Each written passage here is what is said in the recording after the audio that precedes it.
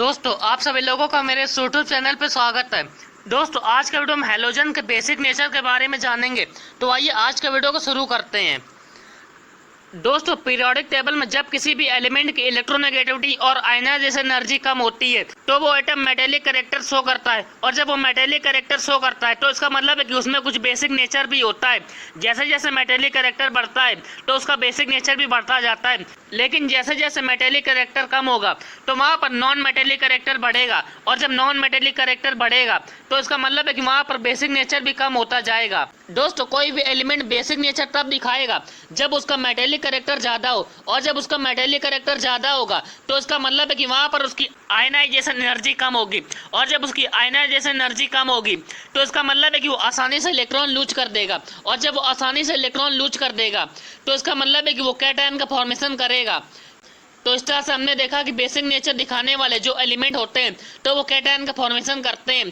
तो दोस्तों यहाँ पर हम यही प्रूव करेंगे कि यहाँ पर हैलोजेंस में जो आयोडीन होता है तो वो कैटायन का फॉर्मेशन करता है और वो बेसिक नेचर शो करता है।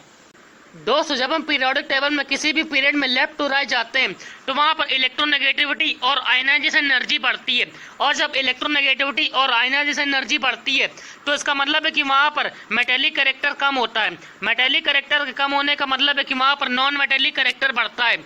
इसलिए जब हम पीरियोडिक टेबल में लेफ्ट टू राइट जाते हैं तो वहाँ पर सबसे आखिरी में हैलोजन फैमिली पड़ती है।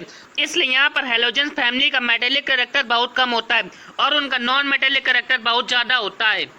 तो इसका मतलब है कि उसका बेसिक नेचर कम होता है।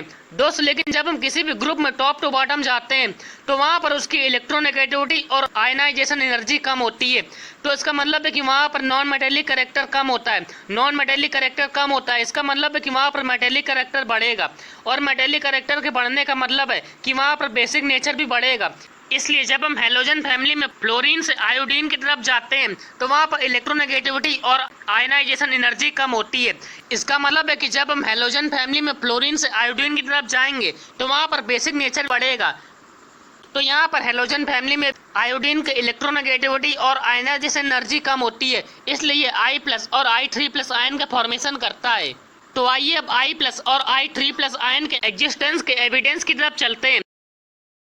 दोस्तों पहले हम I+ आयन के एग्जिस्टेंस के एविडेंस की तरफ चलते हैं। तो आइए इसके पहले एविडेंस की तरफ चलते हैं।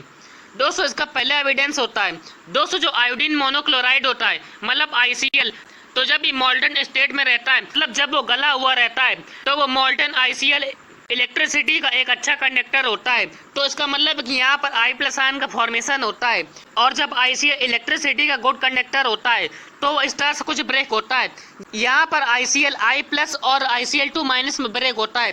दोस्तों यहाँ पर I+ आयन को आप यहाँ पर सीधी तरह से देख सकते हैं, और यहाँ पर ICl2- आयन में आयोडीन +1 ऑक्सीडेशन स्टेट में है।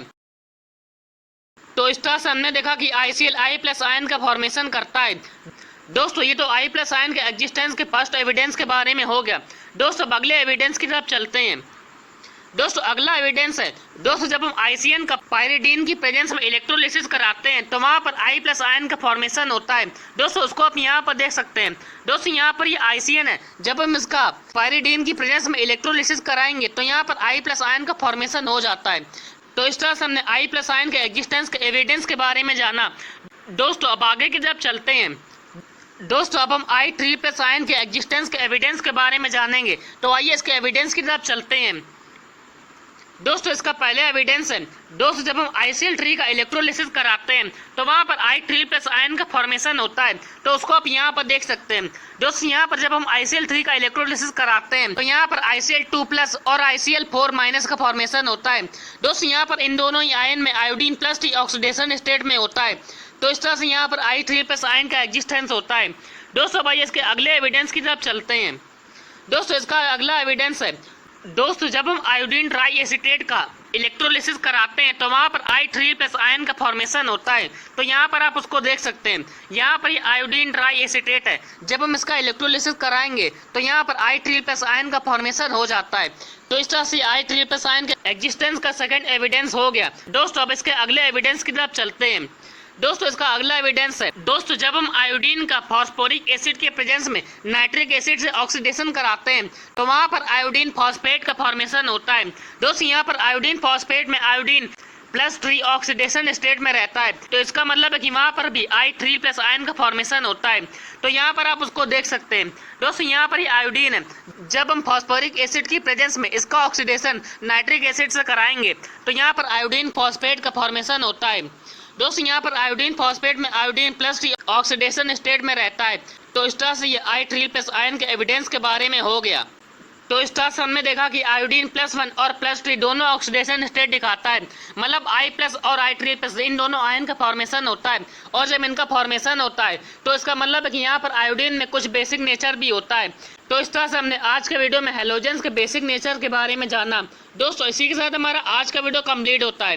दोस्तों उम्मीद करता हूँ आप लोग को मेरा वीडियो अच्छा लगा होगा। दोस्तों फिर मिलेंगे एक और नए वीडियो के साथ।